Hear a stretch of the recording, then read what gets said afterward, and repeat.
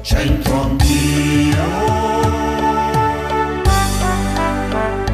c'entro anch'io.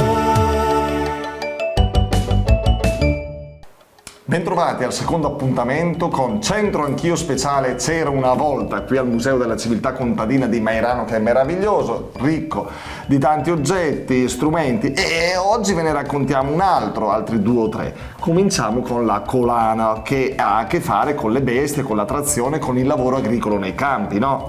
Bravo! Ecco, guarda quanto è bello. Come è fatta sta collana? Dai, Federica. Una collana? Sì. Ti piacerebbe?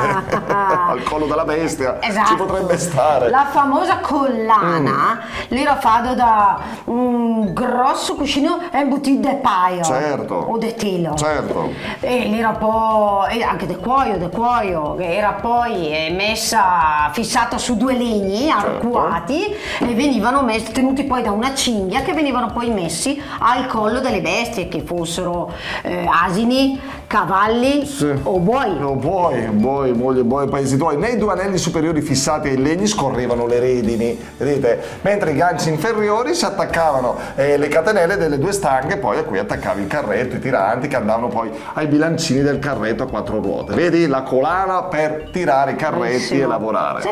Vedi? Quante cose belle si imparano, e continuiamo a impararne anche interrogando gli amici passanti. Pardon, si la sa. Un altro.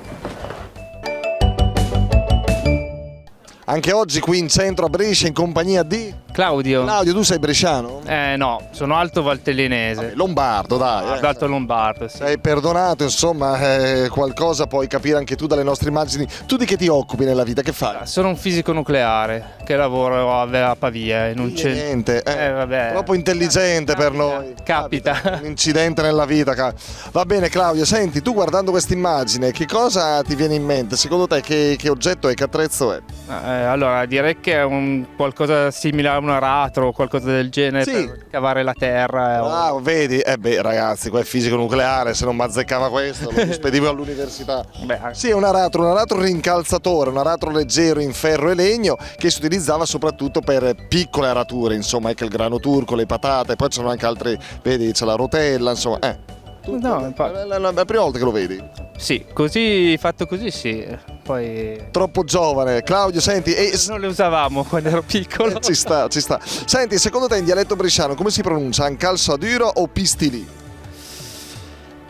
Ancalzadura. Sì, bravo, ancalzaduro, perché il pistilì tra l'altro non c'entra nulla, è un percussore di armi da fuoco. Va bene, Claudio, grazie. Bene, grazie a voi e buona giornata. Ciao. Ciao.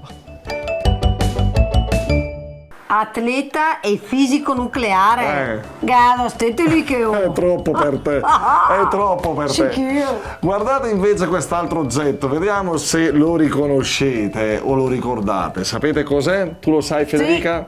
Cos'è? La sesola. La sesola, vabbè, perché hai studiato prima. È la No. sesola, questa grande cucchiaia intagliata in un unico pezzo di legno. Dove si trovava? Nella farinera. Nella farinera, ed era usata per raccogliere La la farina. farina. Allora, gialla per La polenta. per la polenta, bianca per la fogliado, quando si stendeva, va Una bene? remola.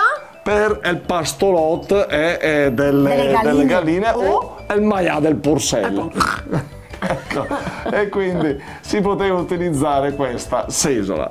Va bene, allora grazie per la vostra compagnia. Se avete voglia veniteci a trovare su Instagram alla pagina FBL, e vi rimandiamo al prossimo appuntamento qui con C'entro Anch'io speciale C'era una volta. Arrivederci. C'entro anch'io.